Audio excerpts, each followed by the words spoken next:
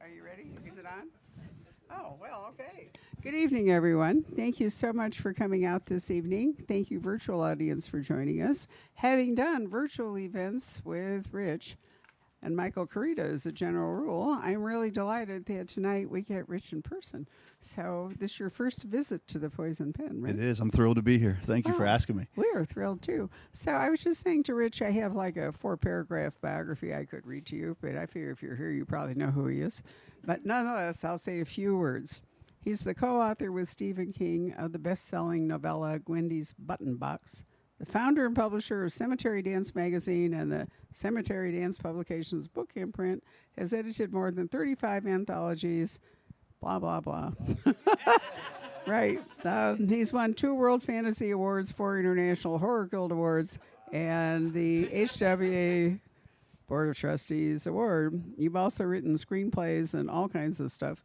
So, and a creator, writer of the online website Stephen King Revisited. Right. So, Woefully behind, so. is it? Yeah. All right. So we can assume that Stephen has been an important part of your career. Absolutely. Why yeah. is that? Is it because you're both hanging out? Well, you don't even live in Maine. You live in Maryland. No, I mean, my oldest son went to college in Maine, so I had a great excuse to be up there a lot. Okay. And I have gone up to Maine to see Steve, but the most significant thing about Steve and the connection there is he's the reason that I started my publishing company way back in college, Cemetery Dance Publications. He's the reason I wanted to be a writer. I grew up surrounded by books, youngest of 5 kids. Both my parents were big readers, and Stephen King books were in the house. So Salem's Lot was the first one. I read everything in the house. I read Sidney Sheldon books when I was like 10. Ran out and tell my friends, "You're not going to believe what I just read." You actually admit to reading Sidney Sheldon books? When I was 10. Oh, okay. Just checking. Yeah. So and then in 10th grade, I was a sophomore in high school, and my English teacher brought in a big stack of photocopies of Stephen King's story, The Monkey, which was in a girly magazine, but it was it was in a form of a chapbook, and he ripped it out and photocopied it and changed my life. By the time we were finished reading that story aloud in class, I was like, this is what I want to do.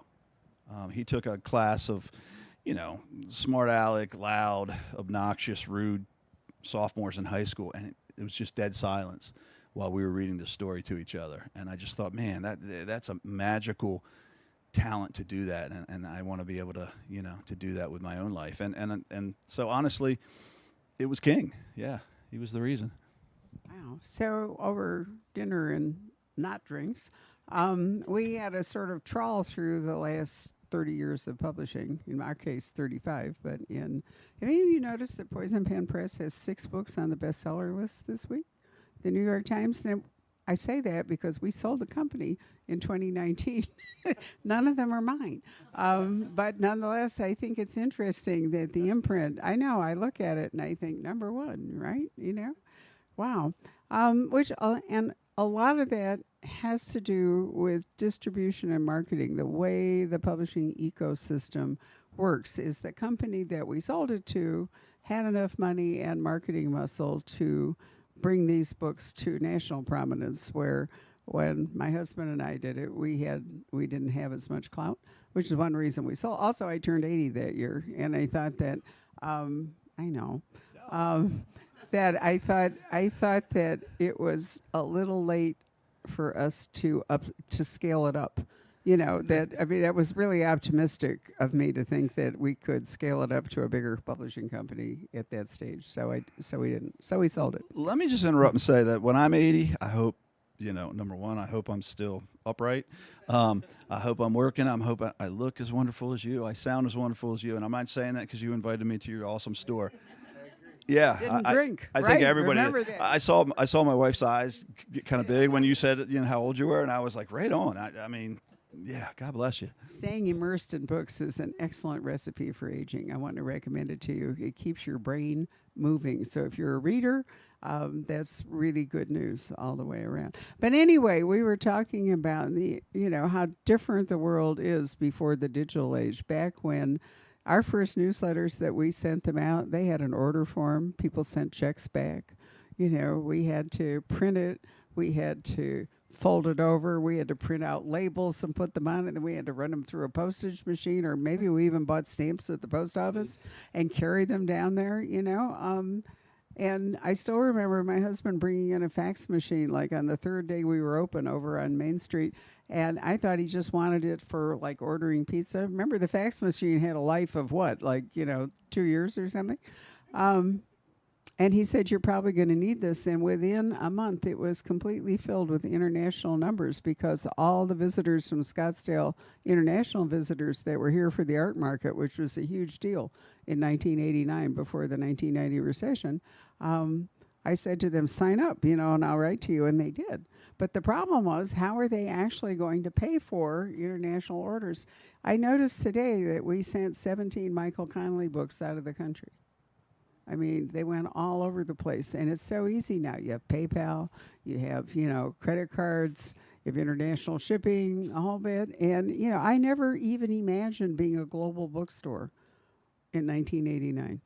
Oh, no, I'm with you. Not even close. The same thing with Cemetery Dance. In the beginning, we were so small, and we started, we just started by, our bootstraps. And, those were the days of looking for change in the car. But I still remember overseas customers would often send cash. And now cash for my wife and I at the time, early 20s in college, still trying to get this business running. That was a big deal. We always celebrated that because that did not go in the business account. We were like, that was a big night for us. It's like, did they send you foreign currency? No. It would often be 40, 60, 80 bucks, and we would head right down to the mall, right down to Chili's for a big night out. And I'm trying to figure out how they got the cash to send you in overseas. Where were the U.S. postal inspectors, for heaven's sake? It was always wrapped up in like a letter or paper. It was like drugs, wasn't it? They could have. To us, it was. They could have nailed you. We were like, we are going out tonight. But. So the truth is that a magazine is a real struggle today. Cemetery Dance, to put it back in as a print magazine would be really difficult in terms of finance and other things. Yeah, it's something I'm going to dedicate myself to more next year because I really want to, I want to end on our own terms and whether it's around for 5 more years or 8 more years. But yeah, if we were looking at it strictly from a financial standpoint, it would be unwise. Fortunately, I've been lucky that for 35 years, we've made very few decisions based strictly on the financial reasons. I think if we had, I wouldn't be in business. I've made none. Yeah, there you go. I'm serious, not a single one. Yeah. And it turns out that if you don't do that and you take risks, Look what's happened if you are willing to take risks.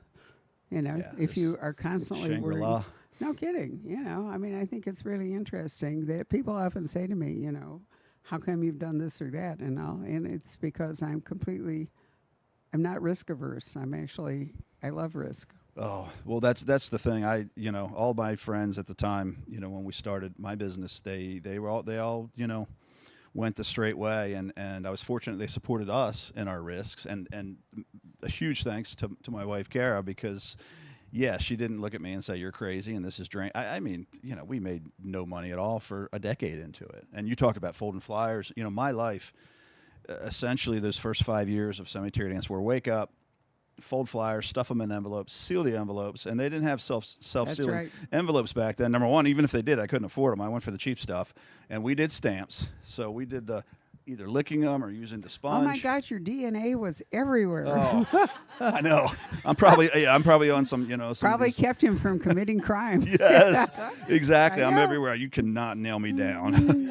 But yeah, and then it was send them, and it was go to the P.O. box and pray that there were, and there sometimes it was stuffed, and I'm thinking I am the greatest publisher in the world, and then other times there would be like 2, and I'd be like, I sent out 3,000 flyers, and the next day a few more, but yeah, it was a different world. In some ways, I miss it.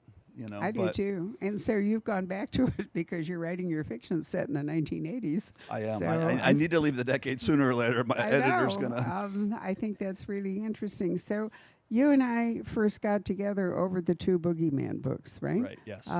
So talk to us. I missed Wendy's button box. So You want to talk, since you've not been here before, why don't we start with Wendy? Tell us a little bit about that and Oh, moseying on to the boogeyman. yeah. Gwendy came about. Most things in my career have been these wonderful, happy accidents, and that's exactly what happened with Gwendy's Button Box. I first published Stephen King back in '91, Chattery Teeth, an original story in Cemetery Dance magazine, and then over the next decade, I was able to publish several reprints, that type of thing, but nothing on that same scale as a new story. I think 2000 was when he allowed me to publish his first limited edition from a Buick 8. Long story short, we became friends over the next 5 or 6 years. And that was kind of the crux of the relationship, was more a friendship than it was a business relationship. We at some point he texted me, and I still remember going, "Kara, do I answer him?" But it was never about business. It was always about movies, what books we were reading, baseball, our dogs, our families, and I think we found that common ground. And I think, well, I know, because we shared meals and we went to ball games together and stuff. And through those times, it came out that he said, essentially, Rich, I had earned his respect through Cemetery Dance. He's just like, look, I'm smart enough to know that if you were out to make money, you would have been out selling something else besides books and magazines.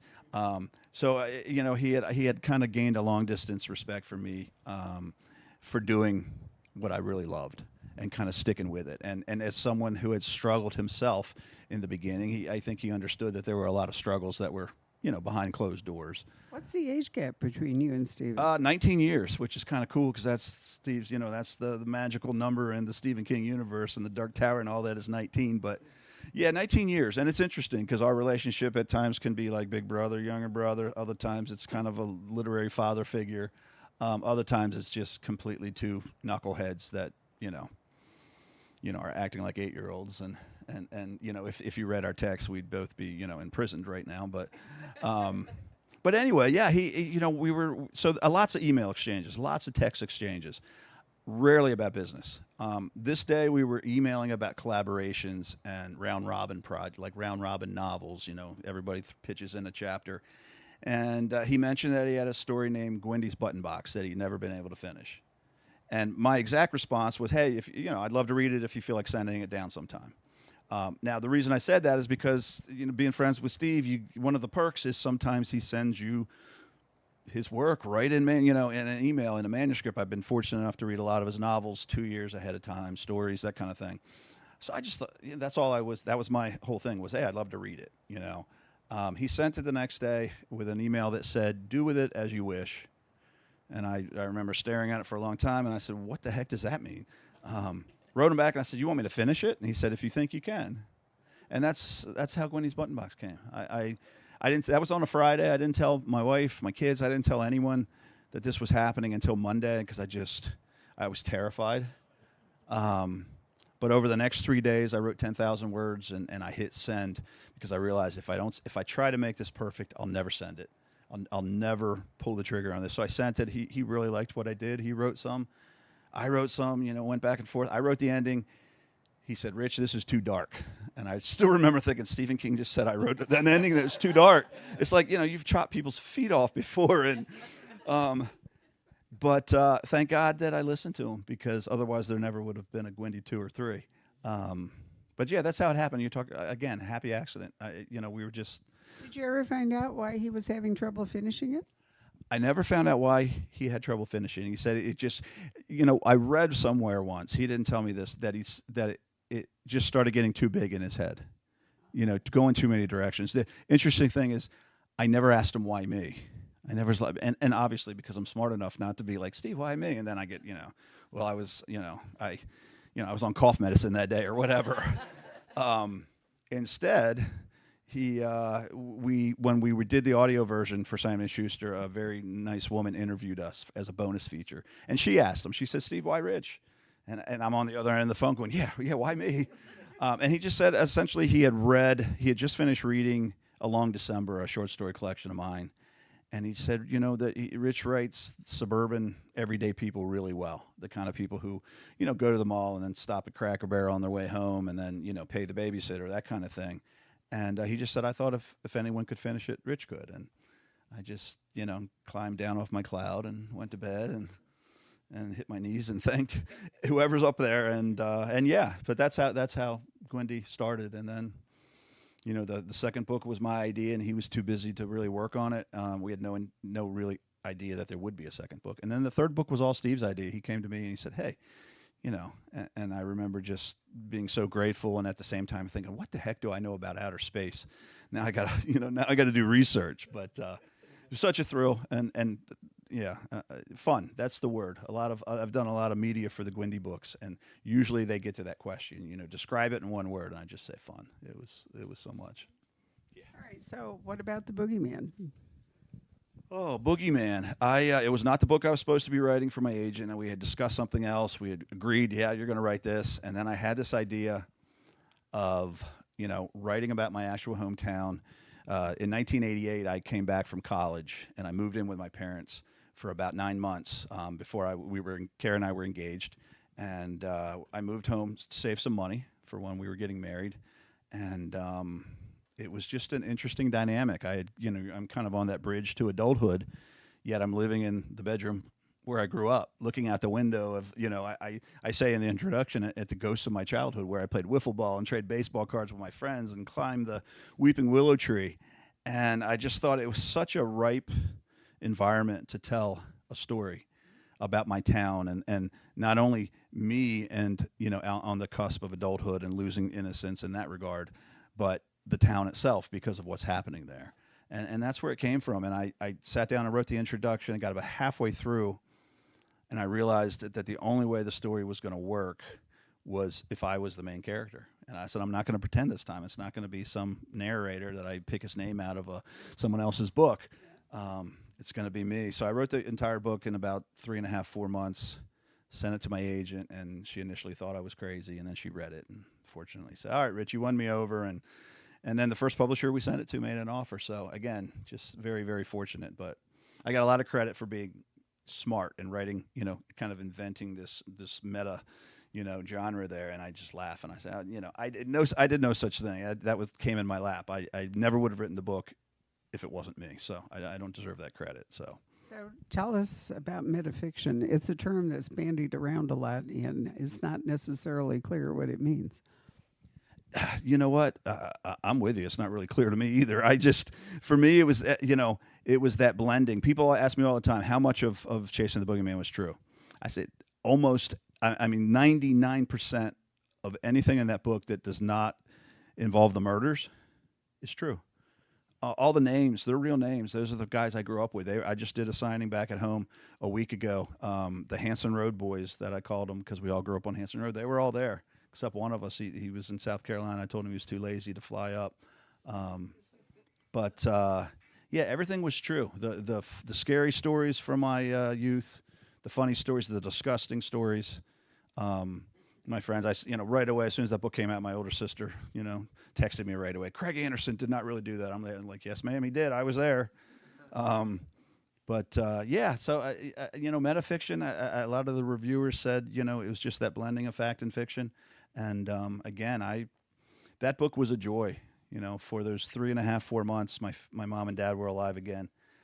My friends all lived on the same street. We were trading baseball cards and throwing things at cars and doing ridiculous things like that. But all the struggles were still ahead.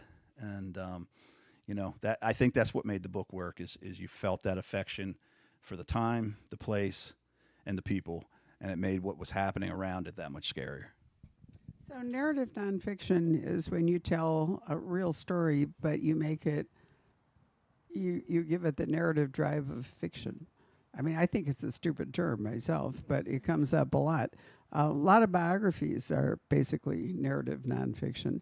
But metafiction, it seems to me, is the difference that the action is made up, but everything else is real. I guess. I'm trying to work out the difference between narrative nonfiction and metafiction, and that's what it seems to me. Yeah, you know what? My eyes usually when the commentators or the reviewers start tossing around terms like that, I'm like usually the first one that kind of like it's like I'm back in geometry class, and my eyes just kind of glaze over. And Okay, so So then you went on to write the next Boogeyman book, and how much of that was real, and how much of that is that still metafiction? it really is. It was interesting because that one was modern day. So the stories that I had to tell, you grow up, you become a grown up, your life becomes a whole lot less interesting. You're not crawling around in the bushes. You don't know where all the shortcuts are. You don't know all the well, some people know the neighborhood gossip, but not me because I'm a home guy and I don't really care. But writing about my family, I used my wife's real name again. The house that we were in, I didn't use the exact address, but the picture of it's in the book, and the same thing with the interior, and I fudged the street, but barely. I mean, everyone, people drive by and they post online. They're like, I saw the fire hydrant that they left the body by, and and my wife just rolls her eyes. She's like, someone gave us that long look when we were parking in the driveway today. I know they read the book, and I'm like, sorry. She was the only one who wasn't thrilled because it really, if you know the books, the first one's kind of a love letter in a lot of ways to my hometown and my youth. The second one's kind of a love letter to family and my wife. Neither one was intended to be that. It's just the way it shaped. So I thought maybe she would really like that, but no. She felt very much, the invasion of privacy. But again, I apologize, and I'm like, I have a contract to fulfill. And again, it's the only way I know how to write this book. It's to play it straight. And funny story. There's a picture in the book that shows, vandalism on the fence, and I think it says the boogeyman is back or something like that. That's really our fence. My son and I used, washable paint to paint that on there. In the 10, 15 minutes that it was up there, we had 3 people pull over. One offered to call the police. Another one just said, this is terrible, and Billy and I are just giggling. And then the other one just was being nosy. But, so yeah, it was all the real deal. And the third book will be more of the same. That's going to be the next book that I start this winter. And I am... Another Boogeyman book. The last Boogeyman book, I pray. So you like trilogies? Well, you know what? What's interesting is Simon Schuster. Actually, I got a text from my agent over the weekend, I think it was a Saturday evening, and she just said, I just got an email. I just got a 2-book offer as long as the first one's the third Boogeyman book. And I'm like, that doesn't happen very often. So it was a great surprise, and the fact that they came to us and wanted a third one, I was like, I'll do it, because the second one ends on a cliffhanger, which was not intentional. Yeah, it does, and it was interesting too. Those of you, I assume many of you read it, right? So did you incorporating the photos and all the rest of it? I mean, it almost felt like a magazine story or something. The way, so that I thought was part of the meta. Also, was that they put in illustrations and other things that pushed it in the direction that it was, real-time reporting. Yeah, and I intentionally, when I had the idea of the photographs from day one, I knew I wanted to write this in a true crime format. Again, once I made the decision to make myself the real character, then that it kind of fully developed then into this true crime thing. And I wanted to, the term I just used up front talking to someone is, I said I wanted to Blair Witch the audience. I did not want it to say a novel on the front. I did not want the disclaimer page. A lot of phone conversations with Simon & Schuster's legal department convincing me otherwise. Essentially, Rich, you're not as smart as you think you are. I'm protecting you from being sued for one reason or another. But I fought to keep the photos in, and they were fine with that as long as I had releases from everyone who was photographed. And I purposely put them at the end of every chapter. True crime books, they're usually, how they're usually in one section, or sometimes 2 if it's a really high profile true crime book. And I find myself constantly flipping back because I read, and the photos are usually very, they're dignified, they're tasteful, they're not showing gore or the bloody crime scene. They're just showing, they're showing you that patch of grass behind the shed where the murder occurred, that kind of thing. They're very evocative. But I found myself constantly turning back, or just to see what the faces look like of the surviving family members or the suspects or the victim. So I knew I wanted photos, but I did not want people turning the pages. I wanted to put them at the end of the chapter that they pertain to. And the idea was that you get to the end of this chapter, and right there you have visual confirmation that this really happened. Because, in my mind, I'm thinking, what kind of idiot would pose photos in a novel? This one. So that I heard from a lot of readers that worked for them. They're like, I saw it said a novel. I read the disclaimer, but it was presented in such a factual way. And then I got you the photos. And they said, by the end of the 4th or 5th chapter, where I've seen 15, 20 photos by now, I started Googling because I'm thinking it has to be real. And so in that regard, it worked out wonderfully. Yeah, it really does. And actually, there's this sort of obsession with true crime at the moment. Podcasting is part of the reason, crowdsourcing investigations and a whole lot of things. But there is a thing going on in crime fiction where podcasters are replacing private eyes, because they are investigating things for purposes of their podcasts. And so there have been a number of novels written in the last couple of years where the lead investigator is a podcaster. So yours kind of fits in a weird way to Right. that Well, whole thing. I actually wanted to, and it was just too busy. And then I was hoping my son would do it, and he did not express the appropriate interest. But I wanted someone to put together a fake podcast about the Boogeyman murders, a 4-parter or 6-parter. And I even thought, I said, well, you know what, maybe I could write the scripts and then just hand it off to someone and they would have people to interview, and they would actually interview me as the author of the Boogeyman books in the process of this podcast, because I thought, number one, it would be a lot of fun to hear it. 2, maybe it'll sell some books. But that never came to fruition. So maybe, with the 3rd book coming, maybe there's still time. But yeah, podcasters, the online groups that actually have solved some crimes. And again, it's kind of where the seeds for the Boogeyman came from. Is just the idea. I do enjoy certain true crime books. For the longest time, people would ask me, "What's the scariest book you ever read?" And it was The Stranger Beside Me, for Man Rule, the old Ted Bundy book. Because when I read that, I just I knew this all really happened.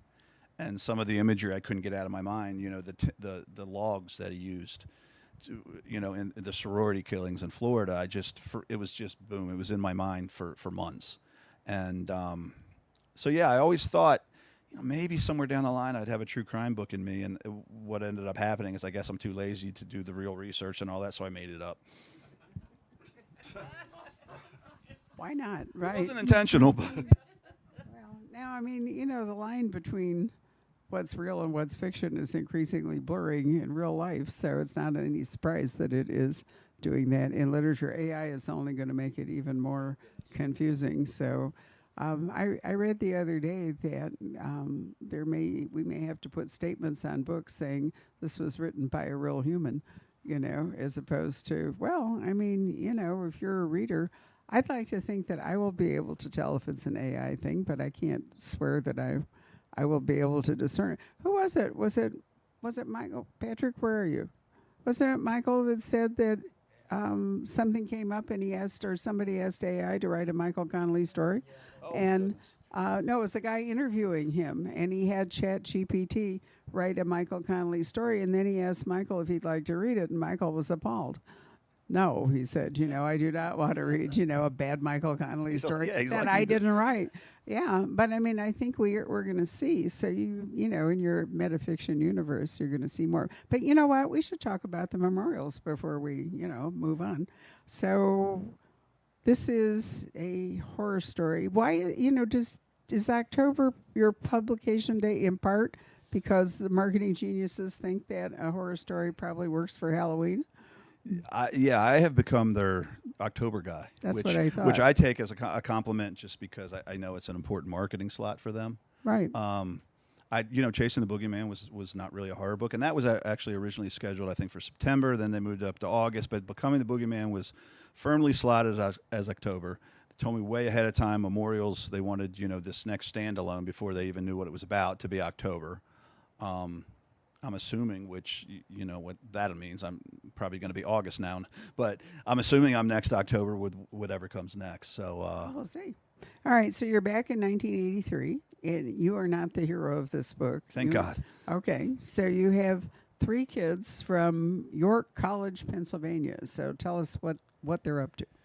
Oh, they are 3 strangers thrown together in a class, American Studies class, 1983, and they, you get, just like in real life, you get paired with complete strangers, and a lot of times you become closer than the friends you grew up with, just because you bond so closely over the fact that you're you're essentially on your own for the first time in your life.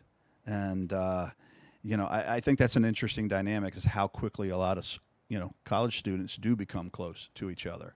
Um, so anyway, they're put in the same group. They decide what their project's going to be, which is going to be to do this documentary project on the roadside memorials that you see. And they're everywhere. They're urban, they're rural, they're, you know, Any idea where that custom has arisen? I mean, you it, see them all the time, all over the country. well, that was the thing for me. I got my driver's license in '82, and I feel like those first few years I drove, I never noticed one, and then I feel like I blinked, and they were everywhere. So that was one of the actually fun parts was doing research and finding out that they started here and in New Mexico and Texas. They started in kind of the western, the southwest, and it started very much with the Hispanic communities. Then it became a law enforcement thing. Whenever a trooper was killed, the stark white crosses. I really wanted to find some definitive accounts of the first ones to appear in Maryland, where I grew up, and I couldn't. It was almost like they had just appeared, and no one really, in a day, information age where everything, even if it's not accurate, someone's going to lie and say it is. Someone like me, by the way. There was nothing to find there. So it really the book, it started by my own fascination. I was just felt like, man, these things are everywhere, and I don't know where they came from or when they started. So that's what they're doing. These three students, unbeknownst to each other at the time, they've all suffered their own losses in their lives, and they're all still dealing with grief. So it's kind of the perfect project for them. It's their project's called Memorials: A Study of Grief and Remembrance, and what they're trying to do is do a documentary on the stories behind these roadside memorials. Talk to the surviving friends and family members, find out, honor the deceased.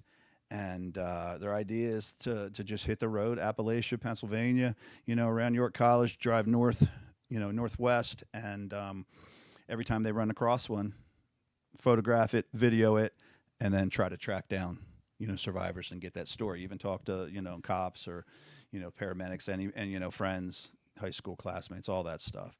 But what happens is they start noticing some disturbing similarities on several of these, and they're young, they're curious, they've got cameras, so they get involved in something they shouldn't, and before you know it, bad things are happening to them. And it's kind of like an '80s road trip horror movie. It's my version of a campfire story, and I had a blast writing it. I think that's why it ended up being a full, like 50% longer than any book I had previously written. And fortunately, Simon Schuster got behind it and liked it, because that's the thing. I thought, it's not the most sophisticated story. It's just this campfire story.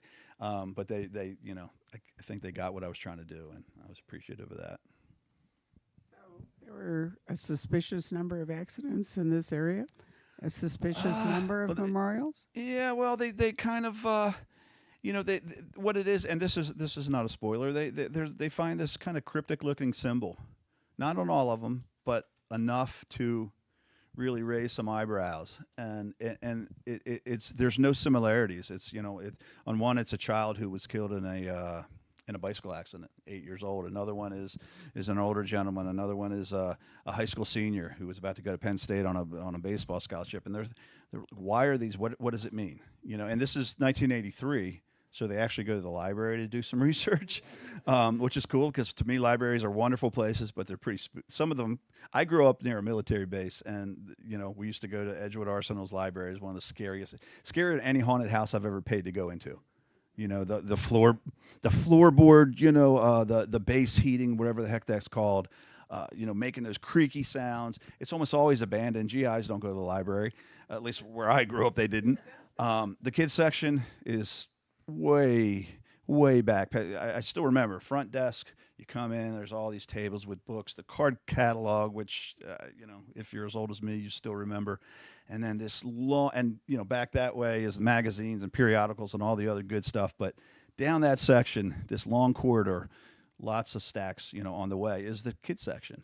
And I still think it's where I became an athlete at like age 6 and 7 and 8, because I never walked that corridor. I sprinted it because it was always empty. The floorboards were making these sounds, and I knew that an arm was going to reach out of those stacks and grab me if I didn't run fast enough. And I just still remember stalling in the kids once you got in the kids room, you were fine, you were safe. It was like base. And I still remember being in there and just stalling. My dad who was a very gentle soul, big reader, but he was a military guy, so he expected you to be on time, and I would just be looking at my little, Daffy Duck watch or whatever it was, thinking, I'm going to be late, and I'm going to be late on purpose because then he's going to have to come get me. He's not going to be happy, but he's going to walk me back, and I won't be snatched. I was a chicken from like day one, and I still am. If I went to that library today, there's a good chance I'd be jogging because I can't really sprint anymore. But so you're in Appalachia, so you're in small roads, right? I mean, Yes. you're not on the interstate or anything. You're in roads where these memorials really stand out, where people can stop and visit them. And yes. Yeah, I mean, they're not at busy intersections and, in town, that kind of thing. So they're, they can really get out. They can really take their, they can do the recording right there. And they When you get. say documentary, was it a film documentary they were making the old-fashioned way? Well, in 1983, the cameras were Movie pretty camera? new. Yeah, they were pretty new, and I actually fudged a little bit with the model that I used because I found an article, and I didn't make this up. I found an article that said, and I can't remember whether it was Panasonic or Sony now, but that they did allow some colleges, their AV departments, to use these like 6 months before they were offered to the public, I guess, to kind of get some of the warts out. So that was what York AV department was. They were on top of things, and these guys had a really nice camera. But yeah, it's still photographs as well as video. And they had, of the three, one was primarily a photographer, one was going to be more the on-air personality, and then the other one was kind of a do everything, including writing the scripts. But yeah, it's actually a documentary I would like to see myself, which is one of the reasons I wrote the book. But and not in a morbid sense, but just I remember when I first discovered these, the ones that stuck in my head the most were the ones that were neglected, and I remember it pulled at my heart because I remember thinking, well, why? Did the people who erected the memorial did they pass on themselves? So now this is forgotten, or did they move away? Or did they just forget? Did they did they find their closure and get past it, and they just never came and cleaned it up? So now this, this site where this person passed, that once at one time was so important is now forgotten, and that just really bothered me. And I think that's the pretty much the seed of the story is wanting to know more, and so that these people wouldn't be forgotten. So yeah. Don't you think they are, by their nature, temporary? I mean, they're not a cemetery where there is going to be regular maintenance and. Well, that's the thing. I think they are temporary by nature. Oh well, I think initially they were, Yeah. but now these things, and again, this was a lot of research, which is fascinating. I mean, there's been there was a lot of legislature passed about this, and Right. and the cost of upkeep. Some people were leaving things that were environmentally unsafe. Certain counties and certain states had laws about no burning candles, no this, no that. Well, they could be traffic hazards too. Exactly, and they could cause accidents and that type of thing. But it didn't matter. I mean, ultimately, a lot of these stay up. Yeah, I mean, there's some in the county where I live that they've been there as long as I can remember, and they've been upkept. And there's rules about like the county road crews. And the guys mowing the lawns and all that stuff that they don't have to. They can do what they can remove it, but most of them clean around it. So yeah, I think initially the idea is that these aren't something that's supposed to stay there. They're temporary, but that's not how it's turned out for most of them. Right. Well, all right. Probably time to ask for questions because we probably can't say anything more without spoiling the book. Let us say that the documentary does not go as planned. Right. Patrick, do you have a microphone or whatever you'd like to pass around? Sorry, we have to. That's our own ghost in the machine. Right. I don't know. Okay, pleased to finally meet you. First book I ordered from Cemetery Dance was Oblivion by J. Bonansinga. I now have nearly 2 bookcases. But the first book I have with your name on it is an anthology you edited called Cold Blood. When was the first time you got into anthologies? Obviously, you were doing that before you were writing, I guess. No, you know what? I was selling. The magazine started in '88. I was selling my own stories, probably '87, maybe late '86. And it's one of the reasons the magazine started is because I was in college. I was thrilled to be selling my short stories. I would get my contributor copies and my check for like $5. And some of the contributor copies were wonderful, and I couldn't wait to like show them to my friends and my parents back at home. And then others were like really not wonderful. They were stapled, and the staples were rusty, and the pages weren't even folded, straight. And I just remember they would go right in a drawer at my desk, and I'd be kind of embarrassed. And I was 21, and I always say I was young and dumb enough to think I can do better than that. So I discovered David Silva's The Horror Show in a B. Dalton in the Laurel Mall, and I thought, wow. And then I found out very soon after that he did this by himself up in the mountains of northern California. He's publishing Dean Koontz, Joe Lansdale, Poppy Bright, all these wonderful writers, Rick McCammon. But he was doing the typesetting by himself. He was doing the proofreading by himself, the design. He was stuffing the envelopes. He was mailing them all by himself. And I just thought, wow, that's what I want to do. So again, young and dumb enough. And, 35 years later, here we are. But what was your question again? Cold Blood. I know Oh, it was in the Cemetery yeah. Dance publication. No, it was Mark Ziesing. So, yeah. It was So how far back were you doing that kind of stuff? Well, once I started the magazine, thought, hey, I can do anything. I can do these books. And it was the heyday of anthologies. We spoke about this at dinner. Ed Gorman, Marty Greenberg. They're just, every month, new paperbacks, from... Yeah, exactly. So I thought, hey, I want to do one myself. There are these beautiful editions from the specialty press. So I sold Mark on the idea of doing a hybrid crime, horror, mystery, suspense, kind of which was the kind of thing I was writing and the kind of thing that I really enjoyed reading. And he went for it, and he produced this beautiful book.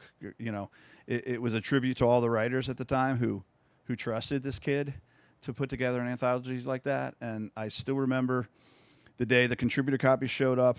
I walked down from the second floor apartment we were living in. I saw this box on the front porch. I was like, that's my first book. And I just kept going. I walked the dog for I was afraid to come home. I was probably walked him for 2 or 3 hours. I came back, walked right by that box. My wife came home from school. She was going to Hopkins down the street. And I was like, hey, my book's out front. And she's like, what, are you, an idiot? And ran down there and got it. And we opened it together. But yeah, it was a good time. It was a good memory. And it's a pretty book, isn't it? Yeah.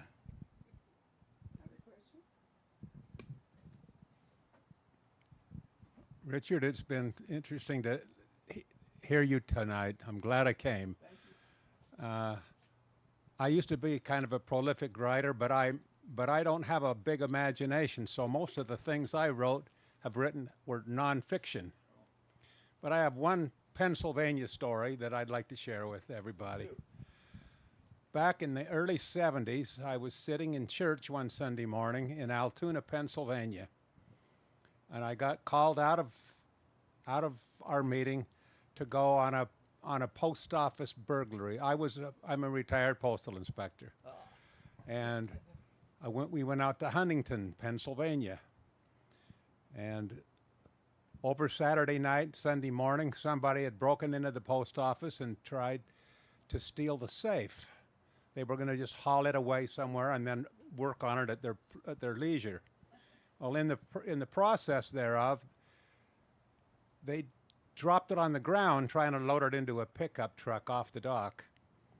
And when I got out there, the safe was still laying there, and we moved it, and there was a shoe with a foot in it.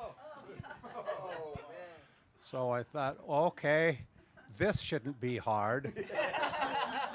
So we went over to the hospital and found the matching shoe under somebody's bed. Oh my goodness! But you can't make that stuff.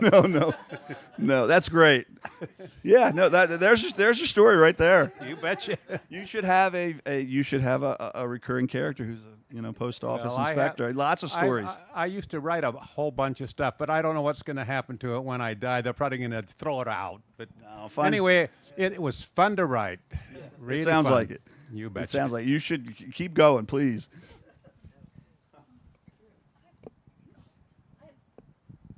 Here we go. I have two questions.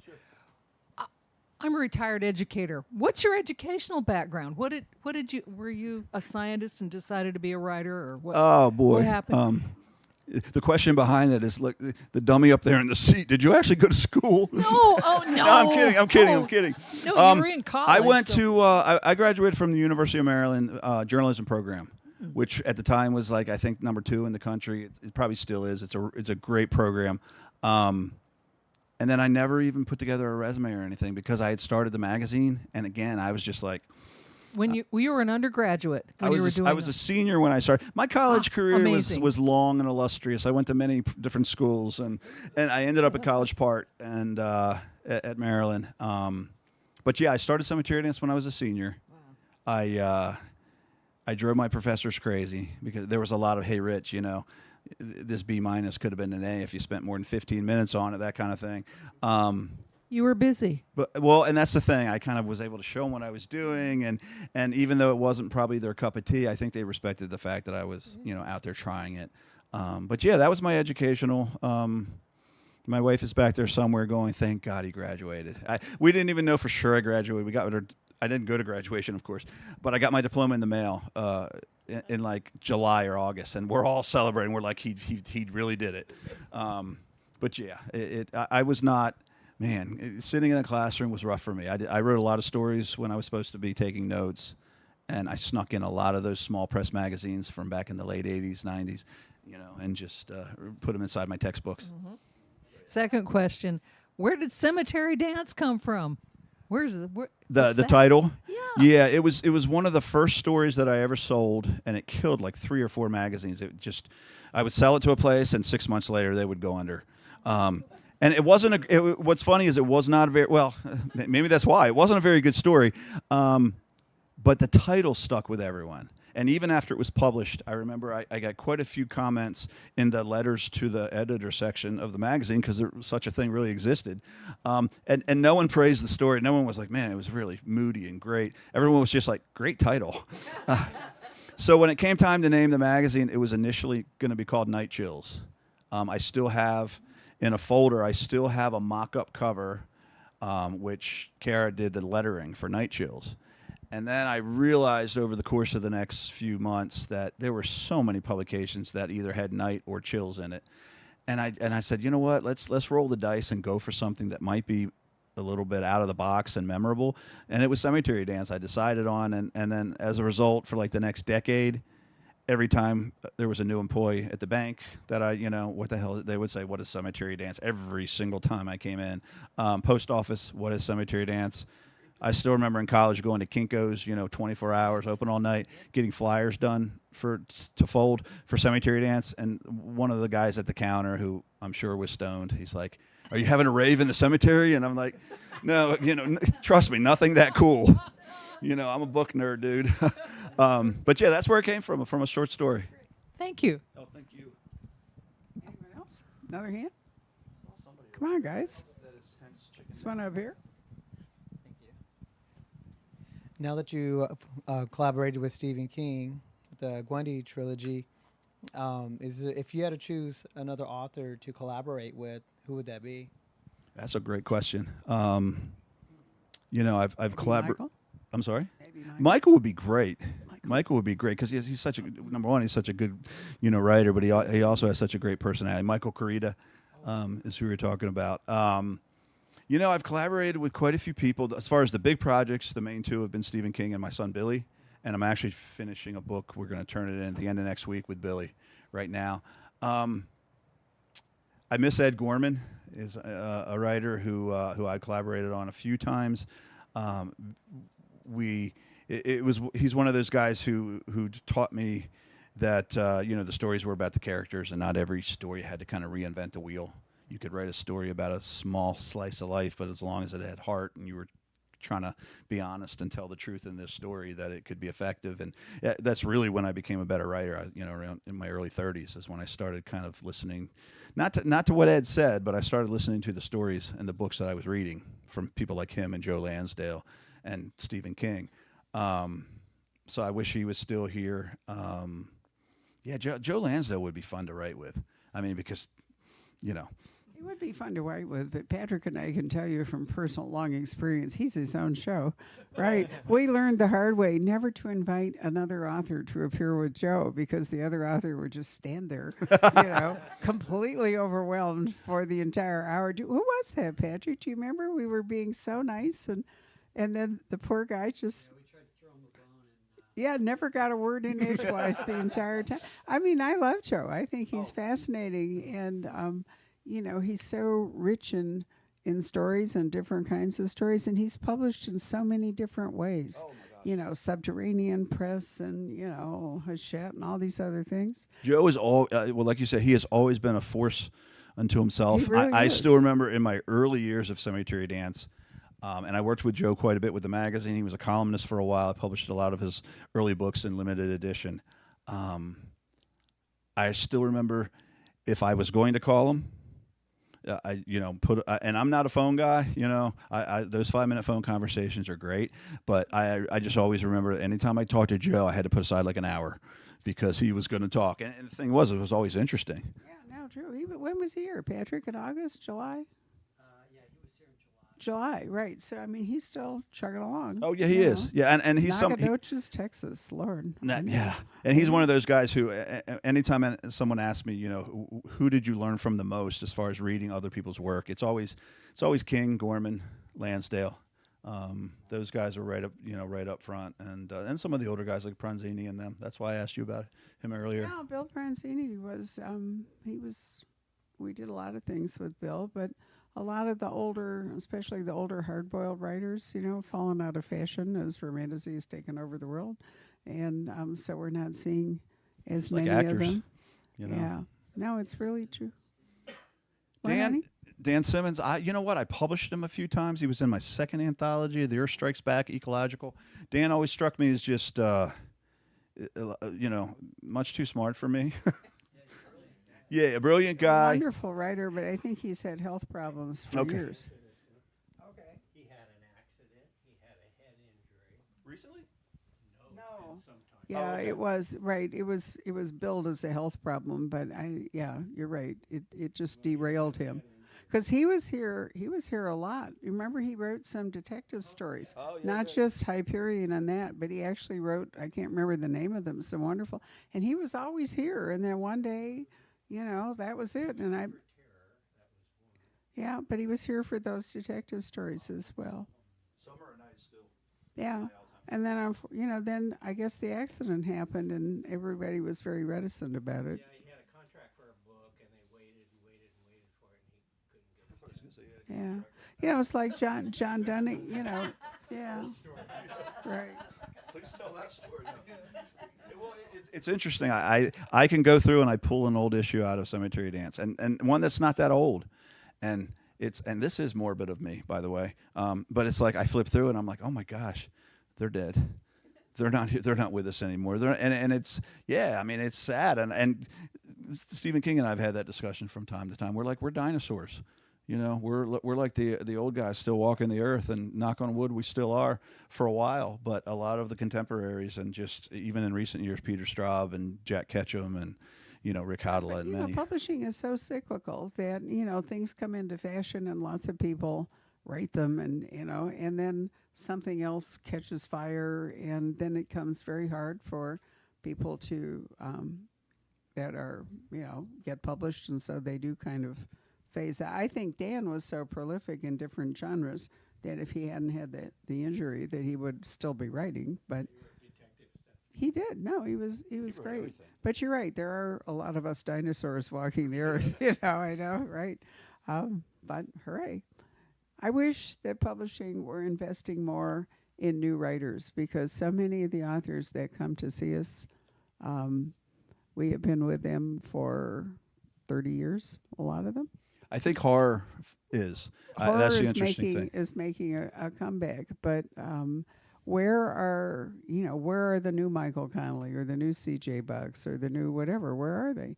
And I wish that publishing currently would invest more in new writers, because it's so hard for new writers to get any track. That's why we I do agree. so many debuts, because I'm largely indifferent to money, it's great when you all come out and support new writers because it's really hard for them to establish anything. Think of all the writers who made their first ever appearance here. Mr. Connolly, for example. Oh, wow. Mark Rainey. You know, you can go on and on, right? Lee Child, we were just talking about him. I mean, the number of writers that you think of today as big celebrity writers, once upon a time, you know, it was hard for them to get booked at a bookstore. So, you know, we've done an incredible number. Lisa C., you know, I mean, they're not necessarily mystery writers. We haven't actually been a mystery bookstore for years. So, well, we haven't, you know, I mean, because people change, tastes change. Our science fiction section turns over just as heavily as the mystery section. The self-help section turns over remarkably quickly. Especially I know. nowadays, yeah. It really does. You know, in classics, the COVID brought people back to reading classics. It's amazing. Right. All right, Patrick, do you have some online Well, questions? I was just looking, and Stefania's tuned in from Italy, Stefania, right. Thank you. and she says Buena notte. she's asking if your new book will be published in Italy, and if they're going to bring you over for any appearances. I don't think anyone's going to bring me over there for any appearances quite yet. I get asked that a lot online, and I'm just like, well, somebody buys me a ticket, I'll go. That's one that my wife would love to accompany me with.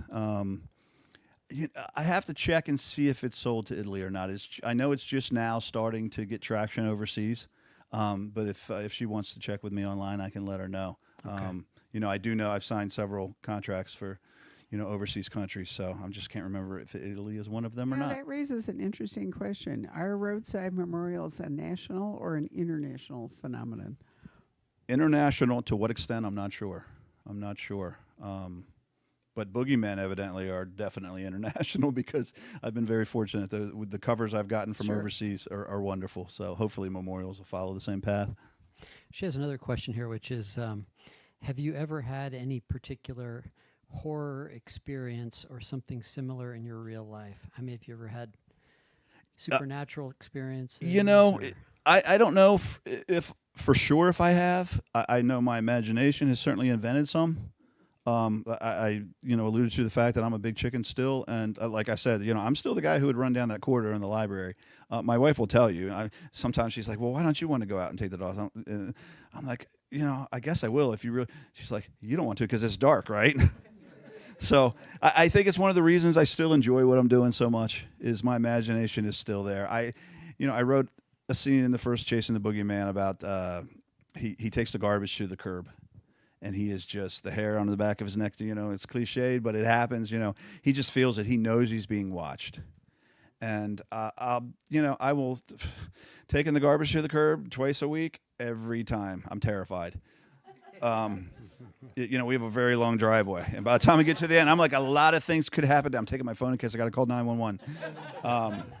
So I don't know, but in my mind they have. All those times I'm like, I know what I saw. That is such a great image, walking your garbage can to the curb with your phone. I've got that. I'm ready to love punch that. it. In Memorials, the character Troy Carpenter, based on you? No. He seems to be like that. I mean, it's Yeah. like everything sort of sets him off. Don't you think every author's characters are based in part on them? I mean, all of them have a little bit of the author lodged in them. It's a good question. I think, and most people who have asked about Troy have said, is he someone who you knew, growing up? Troy is an African American, big afro. I grew up with, I grew up in a military town, so we were very, mixed as far as, race, and it was a great place to grow up because of that. And I, even with my editor with the book, he was several times. He's like, "Well, we don't want to," and I'm like, "It's okay. This book was set in 1983. These were my friends. No one's going to be offended." I had to fight to keep, because he had the big afro and in certain lighting in the campfires, it looked like a halo. And at some point, his buddy called him Soul Train Jesus. I had to fight to keep that phrase in the book, and just today I read it out loud to Kara. There's a tweet. He said, "Soul Train Jesus" is one of my favorite phrases of 2024. And I'm like, I was right. I knew it. That's a great title. But yeah, Troy is a little bit of me. Billy, there's probably more of me and Billy. Melody, I grew up with 3 older sisters, so there's a lot of them in there. Anytime there's a strong female character, it's part her because she's really tough. and my older sisters and certain aunts and that kind of thing. But yeah, that's the nice thing about these three characters. It really was a stew, and everyone kind of just got thrown in and mixed around, including someone I haven't met yet, but I would like to meet in many ways. But I love Troy, and I hope that readers respond to him, and so far so good. Anything else online, Patrick? No? Was there another question? Did I see? Yep, there's a gentleman back in the back there. We're using the mic so that the virtual audience can hear the questions. Otherwise, they get lost. Hey, Rich, thanks for coming out, and thanks for having him. The question I had is, you spoke earlier that when you collaborated with King, he mentioned one of the reasons why I picked you was that he felt that you wrote suburban characters really well. How did that make you feel? Because King, writes small town characters so well. What kind of feeling did that compliment give you? Yeah, I mean, it's impossible for me to be cool and try to be like, yeah, well, it made me feel, just the whole process is just this ridiculously surreal, I don't even know what I'm feeling still to this day, to have that experience. I grew up, it sounds, it sounds kind of corny, and it sounds like something a writer would just say, but I really did grow up with a Stephen King paperback in my back pocket. I would be like, guys, I'm done playing wiffle ball. I got to, and I like climb a tree and read 3 chapters and, that kind of thing. I was a weird kid. So yeah, I mean, when he says something like that, it's anytime he says anything, even if it's editorial, criticism, it's just, man, you just listen and you be grateful that you're living that life. And that I certainly am. I wake up every day grateful for a million reasons, and that's one of them. But yeah, I I'm very comfortable writing those characters. And the funny thing is I've learned most of that aspect of my writing from reading his work. That's what made me fall in love with his books. Is for the first time I felt like someone was writing about people I knew and a place I knew. And, he's the one who would write things like, hey, the kids are the ones who know the shortcuts around town. The kids are the ones who know the real gossip, not the country club or the back fence gossip, but the real thing, because they're the ones like rooting around in your trash and finding all your scotch bottles, because they want to take them and shoot them with 22s, that kind of thing. So, those are the kind of things that King taught me. And I felt like even as a teenager, I was waiting for that kind of, those teachings to come to me. And so, yeah, all of it is just this ridiculously wonderful experience that I don't deserve, but I will never turn down. Sounds great. Any future collabs with King? Possibly. We talked when we finished Gwendy's Final Task. We kind of acknowledged the idea that, no spoilers, but just because of what happened at the end of that book doesn't mean we can't go back, just like Wind in the Keyhole with the Dark Tower series. There are stories in between, yet to be told. So if the time's right, I can see it happening. When I had the idea for the second book, I just woke up. I had dreamt it, and I sent him an email and said, hey, I think I know what Gwendy's been doing since the end of the first book. There was no intention of a second book. He's the one who said, you need to write it. I'm busy with Holly right now, but you have to write that. So that's how that book came about. So who knows? I think it would be great. We've talked about collaborating on a short story sometime. So I think, I think possibly there can be something coming up, which would be cool. Do you have your own favorite of King's books? It's always going to be it. It's just because, number one, I'm a true horror fan. So the fact that he threw everything but the kitchen sink in that book and admittedly, did this, I love that. And then the fact that it was about kids and their own secrets, and the grown-ups were completely like this separate, entity. And then killer clown, you can't, I'm scared of clowns. So that worked. But I also read it at a time when I really needed to be reminded of what I wanted to do in life in college. And it kind of reminded me, hey, you dummy, you already decided back when you read The Monkey, this is what you wanted to do. And it kind of reinforced that for me. That when I did the anniversary edition for that book, that was one of the things that I told Steve and his agent, Chuck, is I'm like, that book really did kind of save me, because I was kind of lost in that period. But by the time I finished it, I had my roadmap right in front of me. I knew what I wanted to do. And 2 weeks later, I was writing for the college newspaper. It's like 6 months later, I was a journalism major instead of a business major. And I was writing my own short stories and selling them. So that was, that book was the catalyst. Wow. Well, thank you all very much. It's time to give away all these horror books that I mentioned. So, Pat, 1 through 15. Okay. Wow. So half of you will probably get to go home with a book. So your job, kiddo, is going to be to call out numbers as I hold up books. So this is a complete smorgasbord sent to me by New York publishers. I have no control over the contents of these books. All right. This is a thrilling, melancholy modern ghost story with a gothic edge set in a majestic Scottish castle, where the new owners must confront its tragic and terrifying history. So if you will pick a number, but don't look at me like that. You got it, right. 1 through B11, you know. 11. Is 11. that your number? Yeah. All right. You have to look in your book. All right. 11. So that's your book. Come and get it? Right. Come on. Do we have Patrick? I need you back. I feel like You we're in a would game deliver show. books. Sorry. This is awesome. It is like a game. This show. gentleman right It here? really is. Right. Okay. So this one, I hope. Well, we'll see. Maybe this is a unisex book. This is called Hot Hex Boyfriend. When it comes to love, Hex marks the spot in this enchanting romance that will delight fans of practical magic and the very secret society of irregular witches. Now, you are allowed to bargain among yourselves to change books once we've done that. I'll be keeping this one myself, actually. But all right, 7. There you go. All right, let me see. He can negotiate with other authors. It'll be fine. All right. Pay the Piper. A terrifying and lyrical tale set of supernatural horror set in a cursed Louisiana bayou from the minds of legendary director George A. Romero and best-selling author Daniel Krauss. Oh, set in 2020 while sifting through the George A. Romero archival collection of the University of Pittsburgh Library System, novelist Daniel Krauss turned up a surprise. A half-finished novel called Pay the Piper. 3.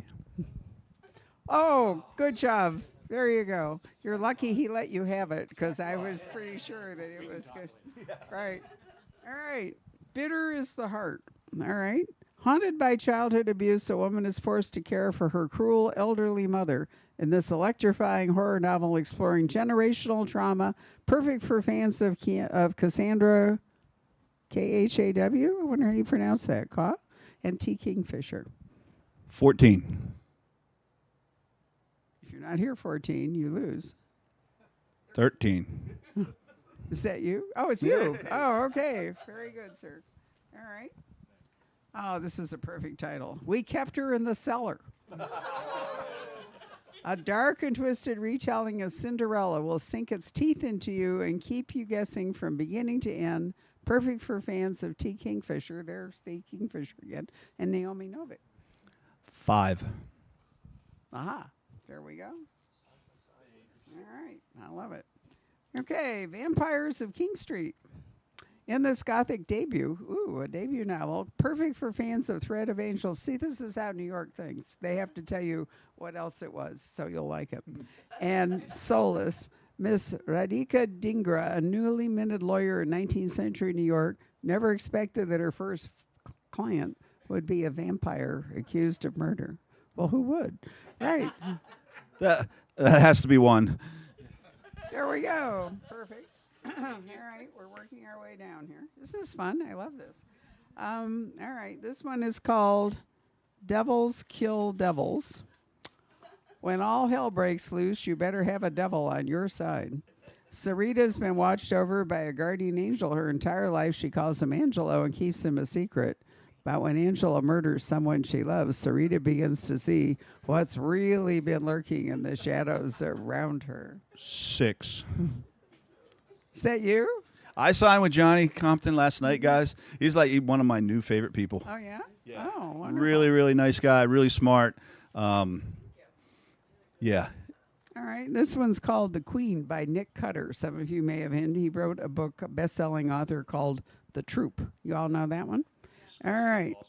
Margaret Carpenter and Charity Atwater have been lifelong friends. They share everything they know, except for the destructive secret hidden from both of them. A secret that will trigger a chain of events ending in tragedy bloodshed, and death, taking place in one feverish day. I'll go Cal Ripken's jersey number 8. There we go, Alicia. All right. Oh, we have 2 more. It's getting close. Okay, this one, I don't know, Patrick, is this an actual book? If it's an actual book, we should keep it. Just for fun. I think it's an actual book. We'll keep that one. All right. So finally, Haunt Sweet Home.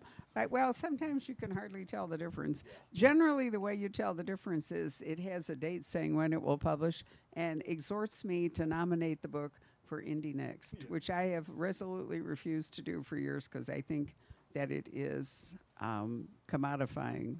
Is that a word? Commodifying public, and also and standardizing it. So I don't want to do that. All right. So Haunt Sweet Home, on the set of a kitschy reality TV show, stage